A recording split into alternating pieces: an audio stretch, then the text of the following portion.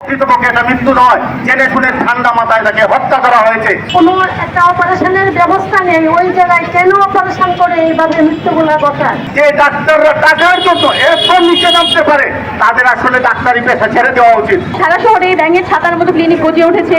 কোনটা বৈধ কোনটা অবৈধ দেখবার করার কেউ আছে বলে আমার মনে হয় না। ওয়ালটন ফ্রিজ কিনে অনেকের মতো আপনিও হয়ে যেতে পারেন মিলেনিয়াল। সেরা পণ্যের সেরা অফার। আসলে কথা বলার কিছু নেই, কি বলবো কথা। আপনার অসুস্থ শুনে শুনে মানে কিশোরগঞ্জে অপারেশন হয়েছে, শুনে এখানে কেমন ছড়িয়ে রাখতো। আজকে আমার কথা হলো যে আমরা যারা কিশোরগঞ্জে চিকিৎসা করতে যাই, এটার কার দায়িত্ব, কার দায়িত্বে আছে এই ব্যবস্থাপনা? কিশোরগঞ্জে আসলে কোনো অপারেশন করার সুষ্ঠু ব্যবস্থা নেই, কোনো একটা অপারেশনের ব্যবস্থা নেই, ওই জায়গায় কেন অপারেশন করে এইভাবে মৃত্যুগুলা ঘটায়? আমি এই মানববন্ধনের মাধ্যমে এই যে ডাক্তাররা সংশ্লিষ্ট ছিল সকলের বিরুদ্ধে আমি আজকে প্রতিবাদ জানাই। এবং আমি জানি যে কর্তৃপক্ষের কাছে অলরেডি জানানো হয়েছে। আমরা সময় দিয়েছিলাম যে 7 দিনের মধ্যে যদি ওনারা আমাদের কিছু না জানায় তাহলে আমরা পরবর্তী পদক্ষেপ নেব।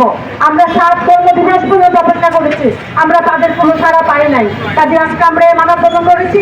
এই আন্দোলন অব্যাহত থাকবে যতক্ষণ পর্যন্ত এর সুষ্ঠু কোনো বিচার না হবে, ততক্ষণ পর্যন্ত এই আন্দোলন অব্যাহত থাকবে। আমরা যারা মাঠে নেমেছি, রাস্তায় নেমেছি, আজকে এই রোদ্রের মধ্যেও আমরা যারা এর পরিবারের সহানুভূতি জানানোর জন্য এবং সুস্থ বিচারের জন্য আমরা দাঁড়িয়েছি, আমাদের এই দল অব্যাহত থাকবে। প্রকৃতপক্ষে এটা মৃত্যু নয়, জেনে শুনে ঠান্ডা মাথায় তাকে হত্যা করা হয়েছে। যে ডাক্তার তো এই কাজ করেছে, আমরা চাই তাদের রেজিস্ট্রেশন বাতিল, যাতে ভবিষ্যতে তাদের দ্বারা আর কোনো শিশু, কোনো মানুষ মৃত্যুর মুখে পতিত না হয়। আমরা এই মানববন্ধন থেকে আরো বলতে চাই যে ডাক্তাররা টাকার জন্য এরপর নিচে নামতে পারে তাদের আসলে ডাক্তারি পেশা ছেড়ে দেওয়া উচিত, ছেড়ে পেশার পেশা নেওয়া উচিত।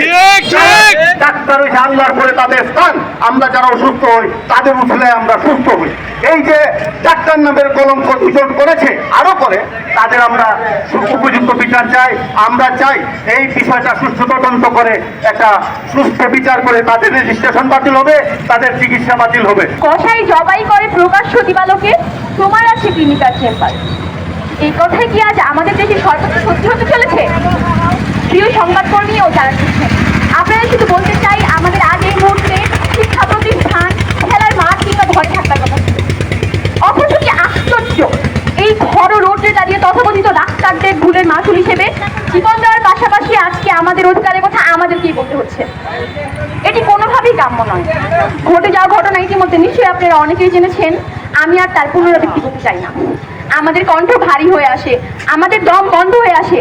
এই বয়সে এত বড় কষ্ট সইতে পারবার কথা নয়। বলতে দ্বিধা নেই, সারা শহরে ব্যাঙের ছাতার মতো ক্লিনিক গজিয়ে উঠেছে। কোনটা বৈধ কোনটা অবৈধ দেখবার করার কেউ আছে বলে আমার মনে হয় না। নানামুখী চাপে এইসব ঘটনা ধামাচাপা পড়ে যায় বলে শুনেছি। এই তালিকা নিঃসন্দেহে দীর্ঘ হবে। এরকম ঘটনা ঘটতে থাকলে অপরাধীদের আইনের আওতায় এনে শাস্তি নিশ্চিত করতে না পারলে আজ আমার কাছে অবশ্যই আপনার।